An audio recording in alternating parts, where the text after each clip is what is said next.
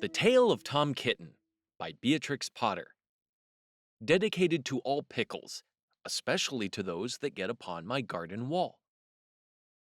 Once upon a time there were 3 little kittens, and their names were Mittens, Tom Kitten, and Moppet.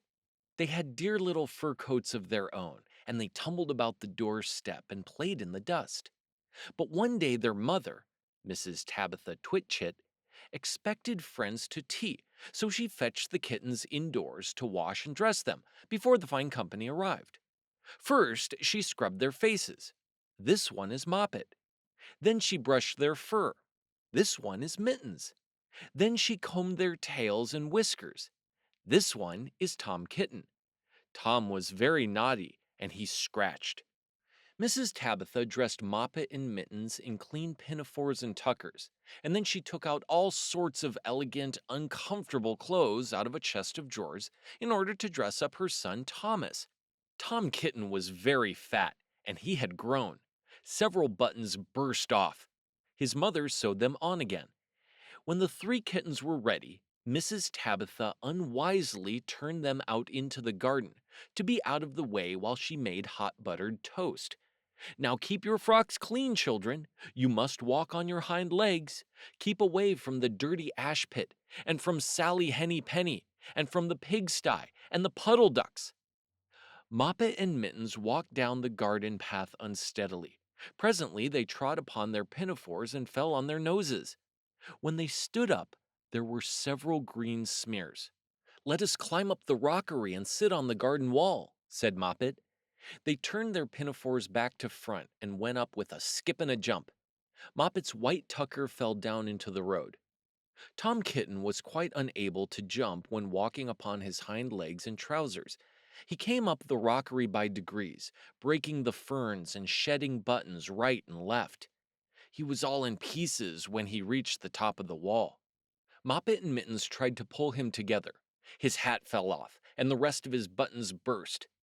While they were in difficulties, there was a pit-pat, paddle-pat, and the 3 puddle ducks came along the hard, high road, marching one behind the other and doing the goose step. Pit-pat, paddle-pat, pit-pat, waddle-pat. They stopped and stood in a row and stared up at the kittens. They had very small eyes and looked surprised. Then the 2 duck birds, Rebecca and Jemima Puddle Duck, picked up the hat and tucker and put them on. Mittens laughed so that she fell off the wall. Moppet and Tom descended after her. The pinafores and all the rest of Tom's clothes came off on the way down. "Come, Mr. Drake Puddle Duck," said Moppet. "Come and help us to dress him. Come and button up Tom." Mr. Drake Puddle Duck advanced in a slow, sideways manner and picked up the various articles. But he put them on himself. They fitted him even worse than Tom Kitten. "It's a very fine morning," said Mr. Drake Puddle Duck. And he and Jemima and Rebecca Puddle Duck set off up the road, keeping step. Pit-pat, paddle-pat, pit-pat, waddle-pat. Then Tabitha Twitchit came down the garden and found her kittens on the wall with no clothes on. She pulled them off the wall, smacked them, and took them back to the house. "My friends will arrive in a minute, and you are not fit to be seen. I am affronted," said Mrs. Tabitha Twitchit. She sent them upstairs, and I am sorry to say she told her friends that they were in bed with the measles, which was not true. Quite the contrary, they were not in bed, not in the least.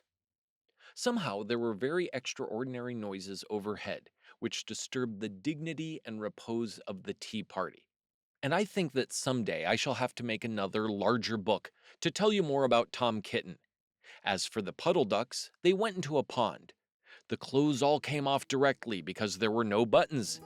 And Mr. Drake Puddle Duck and Jemima and Rebecca have been looking for them ever since. The end.